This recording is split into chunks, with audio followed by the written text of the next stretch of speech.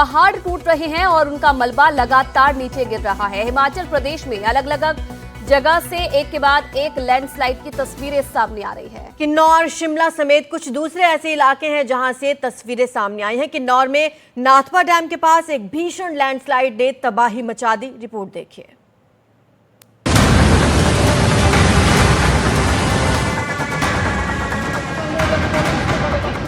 कुदरत का भयावह रूप, पहाड़ों से गिर रहा तबाही का मलबा, बांध के पास बनता खतरा।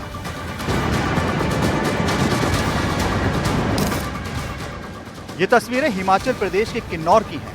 आप देख सकते हैं कि कैसे पहाड़ी से मलबा गिर रहा है और ये मलबा जहां गिर रहा है वहां एक बांध है।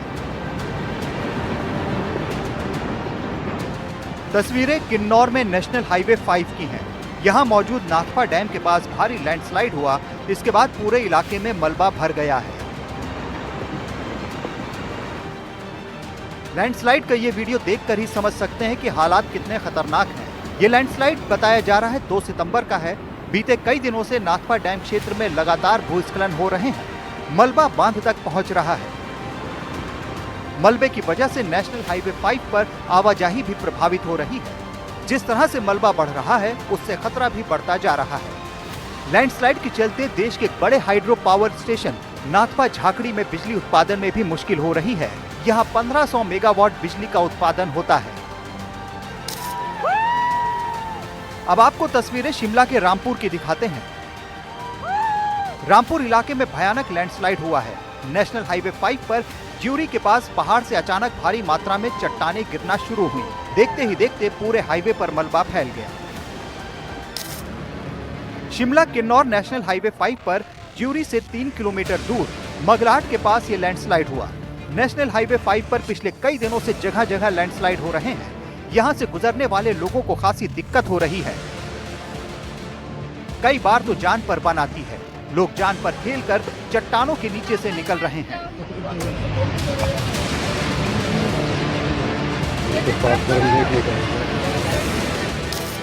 ये तस्वीरें देखिए। ये शिमला के पास दलाश हाईवे की है।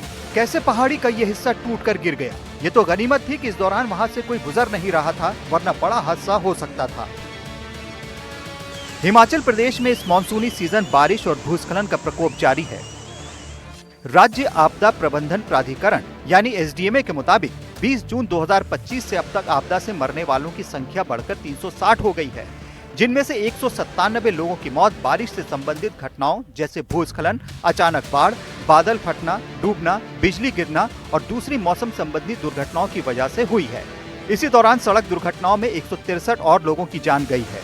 एसडीएमए की रिपोर्ट से पता चलता है कि मानसून से पैदा हुई आपदाओं में 426 लोग घायल हुए हैं और 1440 पशुओं की मौत हुई है, जबकि 47 लोग लापता हैं। एसडीएमए के मुताबिक शुक्रवार शाम तक राज्य में 1087 सड़कें, 2838 बिजली आपूर्ति लाइनें और 509 जल आपूर्ति योजनाएं बाधित हो गई हैं। आर्थिक नुकसान 3979 करोड़ रुपए से अधिक होने का अनुमान है। सार्वजनिक और निजी दोनों तरह के बुनियादी ढांचों को भारी नुकसान पहुंचा है। ये तस्वीरें सिरमौर के नोहराधार गांव की है, जहां तेज बारिश के बाद लैंडस्लाइड हुए। जरा देखिए किस रफ्तार से मलबा बहता हुआ आ रहा है। मॉनसून की मार से हिमाचल बुरी तरह प्रभावित हुआ है। हिमाचल सरकार पहले ही राज्य में आपदा घोषित कर चुकी है। Bureau report, NDTV India.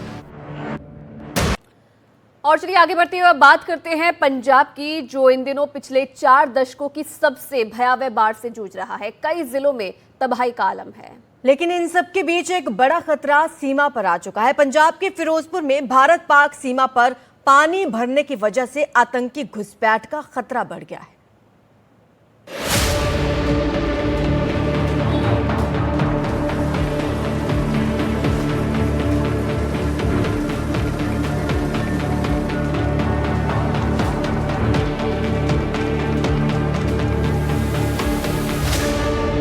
मिट गई भारत पाक सीमा।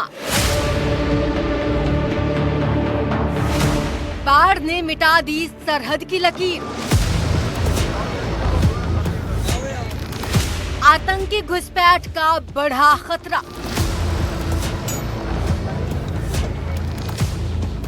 तबाही के बीच गांव वाले दे रहे पहरा। पंजाब में बाढ़ की वजह से भारत पाक अंतर्राष्ट्रीय सीमा पर हालात बेहद खराब हो चुके हैं।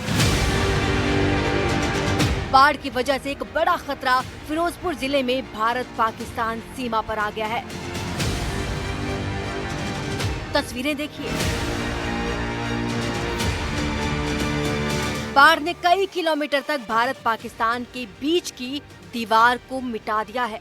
लगातार यहाँ पे जो लोग हैं एक टेम्परेरी वॉल क्रिएट करने की कोशिश की जा रही है। हम देख सकते हैं कि सैंड बैग्स यहाँ पे लगाए गए हैं ताकि यहाँ पे इसको पानी को रोका जाए, क्योंकि अगर ये पानी यहाँ से आगे जाता है तो पूरे डिस्ट्रिक्ट फिरोजपुर और साथ के कई इलाकों को भी प्रभावित करता है। बाढ़ के चलते आराजी एडवांस तटबंध को बड़ा नुकसान पहुंचा। सतलुज और रावी नदियों के उफान से उठ रही लहरों ने सीमा पर सुरक्षा व्यवस्था को चुनौती दे डाली है। लेकिन देशभक्ति की भावना से सराबोर स्थानीय लोगों ने खुद ही सीमा सुरक्षा के लिए मोर्चा संभाल लिया है।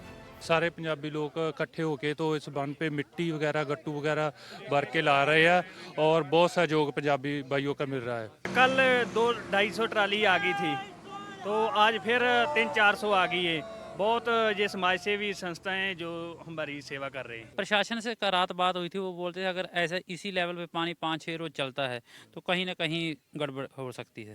तो पानी का लेवल कम हुआ है क्योंकि 10 फुट के करीब पानी है। पूरी की पूरी हम देख रहे हैं कि जो खेती थी वो तो खत्म होगी बिल्कुल। लेवल एक जगह से चल रहा है की नज़र जा रही है सब पाकिस्तान है। उसके बाद पाकिस्तान के बाद फिर से हमारा पंजाब शुरू हो जाता है। खेमकरन एरिया हमारे यहाँ पे जितनी आपकी नज़र जा रही है वहाँ सब पानी ही पानी है। और जे आप देख सकते पानी सतलुज और ब्यास का इकट्ठा होके गया। हाँ, हरीके डैम से पहले पानी इकट्ठा होता है, इकट्ठा होकर सीधा इधर ही आता है। इधर से सीधा जाता है हुसैनी वाला से आगे फाजिलका से फिर से पाकिस्तान में एंटर हो जाता है। खतरा सिर्फ फिरोजपुर सीमा पर नहीं बल्कि गुरदासपुर सीमा पर भी है। बीएसएफ के मुताबिक करीब 30 से 40 बॉर्डर आउटपोस्ट डूब गए हैं। हालांकि जवानों को सुरक्षित रूप से बाहर निकाल लिया गया और सीमाओं की निगरानी भी की जा रही है। रावी नदी जीरो लाइन के दोनों तरफ ही रौद्र रूप में है। पाकिस्तान के रेंजर्स को भी अपनी पोस्ट छोड़नी पड़ी है। पंजाब में बाढ़ महाविनाश का कारण बन रही है। बाढ़ से राज्य में अब तक 43 लोगों की मौत हो चुकी है। 23 जिलों के करीब 2000 गांव बाढ़ की चपेट में हैं। एनडीटीवी के लिए ब्यूरो रिपोर्ट।